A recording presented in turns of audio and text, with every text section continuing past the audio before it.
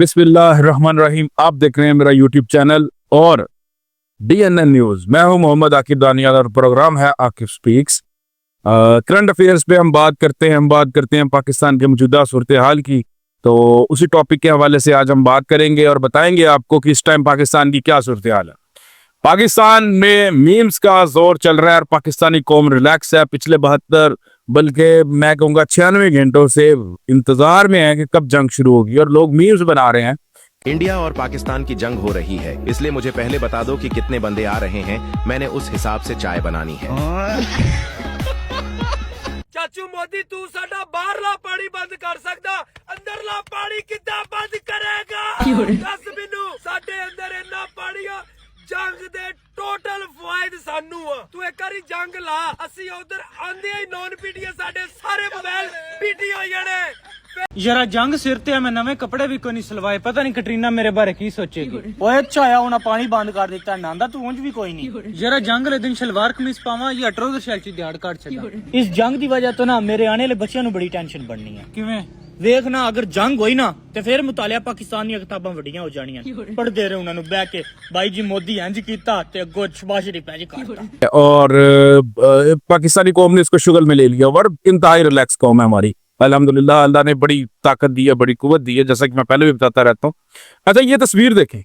इस तस्वीर में आपको पता चल रहा है पाकिस्तान को ना तो जनरल सैयद आसिम मुनीर साहब इकट्ठा कर सकते हैं, ना इमरान खान इकट्ठा कर सकता है, ना शहबाज शरीफ इकट्ठा कर सकता है, ना नवाज शरीफ इकट्ठा कर सकता है। पाकिस्तानियों को इकट्ठा किया है तो मोदी ने किया है और मोदी का बहुत शुक्रिया, इंडियंस का बहुत शुक्रिया जिन्होंने ये देखें।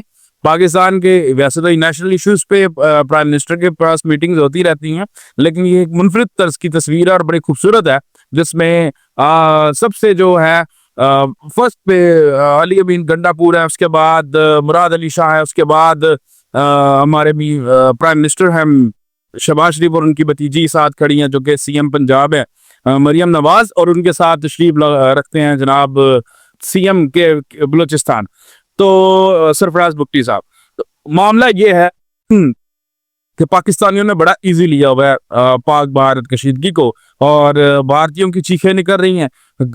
और मैं भी उनको यही कहना चाहता हूं कि आप लोग पानी तो नहीं रोक सके तो चलो कुछ करके ही दिखा दो। अगर कोई हमला करना है तो करो, कुछ स्ट्रेटेजी, कोई अटैक, कोई स्ट्रेटेजिक अटैक, कोई घुस के मारना, कुछ तो करके दिखाओ। ये बातों और गिदड़ बत्तियों से काम नहीं चलेगा। और यकीनन वो एक जो है ना वो समझदार कौम है और समझदार लोग हैं, उन्हें पता है कि हमले के बाद क्या होगा। और उसके बाद ये तो मुसलमानों की है ना रग रग में समाया हुआ है कि यहाँ पे जब जंग छिड़ जाती है तो फिर वो तन मन धन सब कुछ कुर्बान कर देते हैं। और पाकिस्तानी तो फलस्तीन के नाम पे एहतजाज कर रहे हैं, एहतजाजों का सिलसिला जारी है। तो यहाँ पे जहाँ पे हमारे पाकिस्तानी मीम्स भी बना रहे हैं और खुशियां भी बना रहे हैं, वहां पे यकीनन मैं बात करना चाहूंगा ऐसे पाकिस्तानियों की, ऐसे लोगों की जो कि ये कह रहे हैं कि अंदर तो लड़ लिया बाहर भी लड़ लो, अंदर तो ये कर लिया बाहर। यार इतनी खबासत आप लोगों में भरी हुई है। मैं सिर्फ आप लोगों को ये कहना तो लानत हो आप पे, डायरेक्ट लानत भेजना चाहूंगा। हम पाक फौज के साथ थे, हम पाक फौज के साथ हैं, हम पाक फौज के साथ रहेंगे। पाक आर्मी हमारे माथों का झूमर है। पाक आर्मी पाकिस्तान की आन शान बान है। पाक आर्मी के अलावा हमारे पास है ही क्या, मुझे ये बताएं।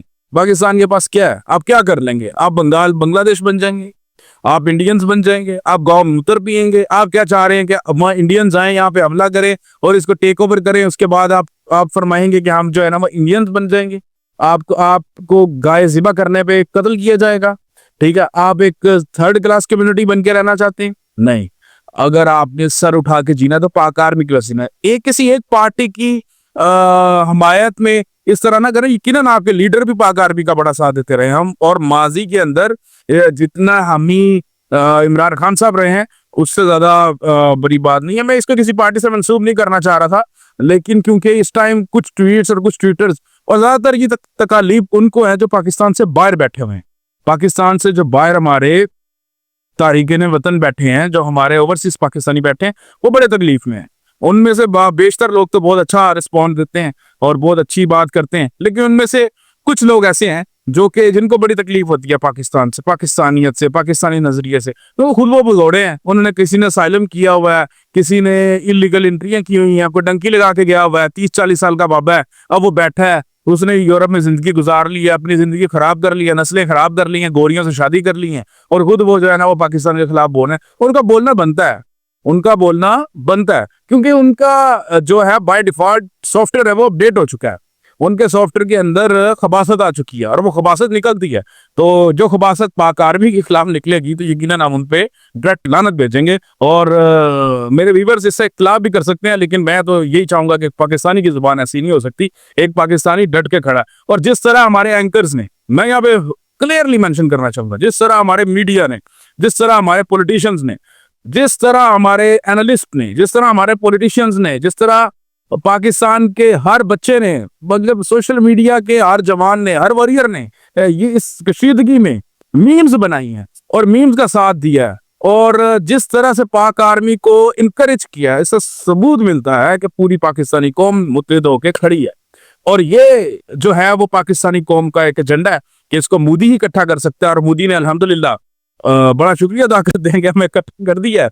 और जनाब बड़ी सिंपल और साफ बात है, इस टाइम जो है वो अपडेट्स ये हैं कि बार बार ख्वाजा आसिफ साहब का बयान आया है कि 2 से 3 दिन के अंदर जो है वो जंग छिड़ सकती है, कशीदगी हो सकती है, बॉर्डर के ऊपर फायरिंग हो सकती है। गोलाबारी तो शुरू है वैसे लिपा वैली में, लेकिन ये है कि कोई प्रॉपरली कोई अटैक आ सकता है। तो हाई अलर्ट है सब चीजें, लेकिन उसके साथ साथ पाकिस्तानी जितने रिलैक्स है ना, सुबह उठते हैं सबसे पहला सवाल होता है जंग लगी तो नहीं, जो जंग लगूगी तो मैं लाल किले मिलांगा। ठीक है, इस तरह की मीम्स बड़ी वायरल होती हैं, और इन मीम्स का बड़ा जो है ना वो बताया, बल्कि ट्रम्प ने भी इसको बड़ा लाइट लिया है, इस कशीदगी को। उसने कहा कि ये 1000 साल से ऐसी है, 1500 साल से इनके बॉर्डर्स पे लड़ाई चल रही है। तो ट्रम्प बेसिकली खुद जो है ना वो एक बड़े फनी से अंदाज में उन्होंने इसको रिप्रेजेंट किया। उन्होंने कहा ये खुद ब खुद किसी ना किसी दिन हल कर लेंगे, लेकिन यह है कि यूएन को मसला कश्मीर के बारे में देखना चाहिए और बताना चाहिए कश्मीरियों की खुद दरादियत और कश्मीरियों का असल हक क्या है। ठीक है, तो यहाँ पे मैं 2-4 चीजें और मेंशन करना चाहूंगा, और मैं ये बताना चाहूंगा कि पाकिस्तानियों कभी भी अपने घर में जब जितनी मर्जी लड़ाई हो रही हो, बाहर के बंदे को नहीं पता चलना चाहिए कि आप कैसे हैं। आप लोगों को पाकिस्तान के साथ, पाकिस्तानी फौज के साथ, पाकिस्तानी हर एक बच्चे को साथ होना चाहिए। और जनरल गौरव आर्या जो बार बार कह रहा है आसिम मनीर का सर ले आओ, मैं अपनी सारी जिंदगी कमाई दे दूंगा। और जनरल गौरव आर्या, आसिम मनीर, सैयद आसिम मनीर हाफिज, वो कहते हैं ना सैयद हाफिज आसिम मनीर मारकोर वाले, वो तुम्हें क्या लगता है कि उनके सर की कीमत और उन तक पहुंचना आसान है? और नहीं, वो सिपा सलारे इस्लाम है, वो सिपा सलारे पाकिस्तान है। और मैं ये पूरे वसूख से कहता हूँ कि बेशक आसिम मनीर से बहुत सारे लोग इख्तिलाफ करते होंगे, उनकी पॉलिसियों से, उनकी बातों से, एज आर्मी चीफ, लेकिन हमारे माथे का झूमर पाक आर्मी के वो आर्मी चीफ हैं। और आसिम मनीर साहब अंदर घुस के तुम्हें जो है ना वो पकड़ के ले आएंगे वहां से। ठीक है, और उन तक बात करना भी तुम्हारी जुर्रत कैसे ही बात करने की। तो ये इंडियन कुत्ते बिल्ले भौंकते रहते हैं और ये बातें करते रहते हैं। तो हम डट के खड़े हैं अपनी आर्मी के साथ, हम डट के खड़े हैं अपने पाकिस्तान के साथ। पाकिस्तान हमेशा जिंदाबाद।